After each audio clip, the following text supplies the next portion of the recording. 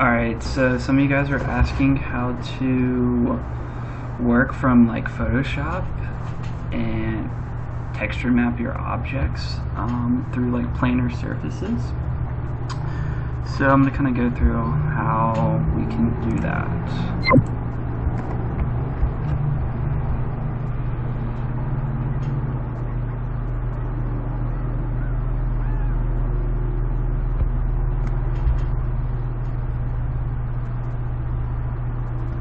Alright, so we'll first start by drawing a somewhat simple shape, but as a lot of y'all found, having curves makes it a lot harder to map these guys.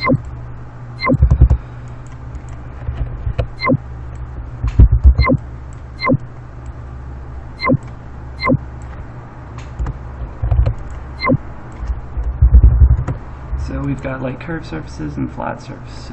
So we'll extrude this guy. Oops. Extrude as a solid. Okay. So the next step is to unroll surface UVs. Keep it at natural. And we don't want to explode it, and we want to keep the labels on.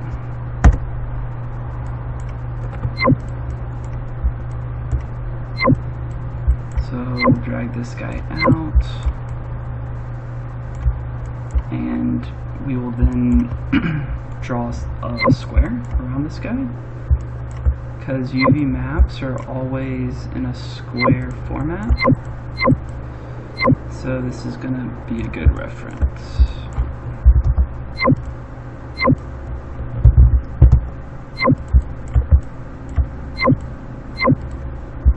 So as long as this fits within the square, it doesn't matter where it is, where the object is. Okay, so next step is to get this guy into Illustrator. So we'll do, go into our top view, and do a mesh outline,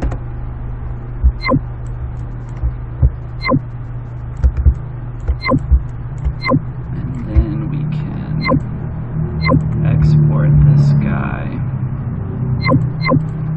as an Illustrator file.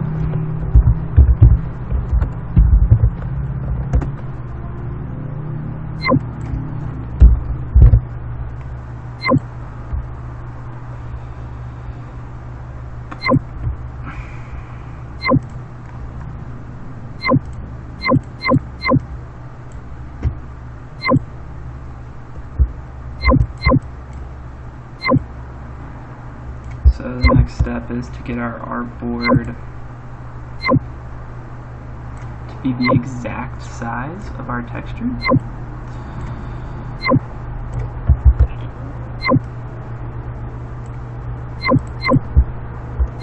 And then I'm going to reorient this thing so that we know what like an elevation of the building looks like.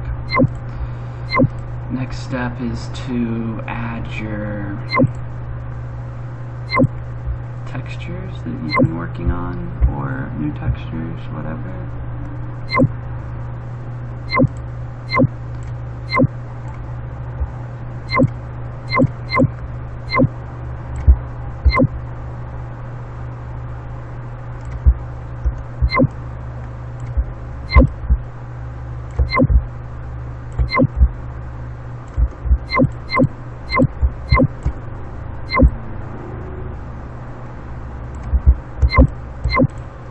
So ours is going to look like this.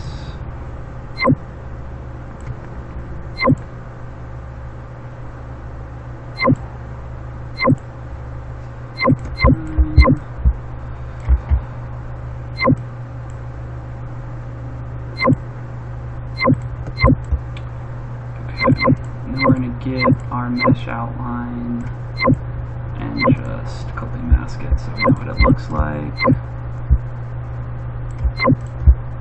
Okay.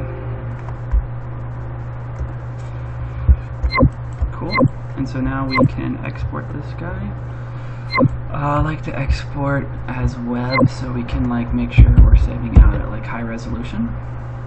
I'm gonna do 3000. And so this is going to export using our artboard that we specified earlier. So now when we come back into Rhino, we can apply the texture, object, color, and we're going to do texture 5. Okay, so then when we go into rendered mode, you'll see that the texture mapping is not accurate to what we want. So we can go back to shaded. And so what's important here, the reason we left the labels on, is so that we can see where's our starting point and then where our two seams that are connected are. So we've got 0, 2, and 20. So we'll find those guys over here, 0 to 20. So we'll go into texture mapping here, and then we'll unwrap it. And so now it's telling us to select our edges that we want to be unwrapped. So I'm going to select all of our top seams, all of our bottom seams, and then I'm going to deselect 0, 2, and then add 20. So we're getting those from when we unrolled it. These are connected, so we'll leave them connected here. And then this is the start of the unroll of this cylindrical guy. So we select that seam. Click enter. And so like you'll see that like nothing really happens. So in order to see what we just did, we're going to go into our UV editor. And then, so this is the reason we drew the box. And so I'm going to do a 3-point rectangle. So the UV is going to go from left to right, up to the top.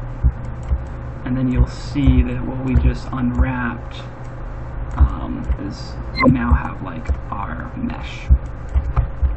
So let's move our mesh to fit perfectly on our unrolled shape, and you'll find that you're going to have to scale it for it to fit perfectly. But now our texture is perfectly on our unrolled surface. So then when we come over here, you can see that everything is mapped exactly how we orchestrated it in Illustrator. So what's cool about working like this is that, you know, we can go back into Illustrator and change things. And so you can, you know, start from Photoshop and then bring it into Illustrator, or either way, doesn't matter. The only reason I started in Illustrator is because when we exported our line work, we're just exporting this in Illustrator file. But you can then take this into Photoshop and then export it, and it'll be exactly the same. But if we save this guy, save it as the same thing, go back into Photoshop, Rhino.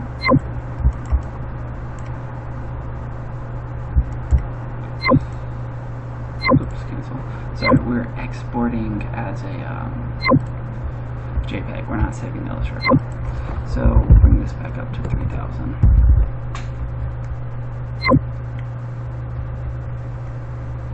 Save it. Save it as the same thing. Replace it. Yep.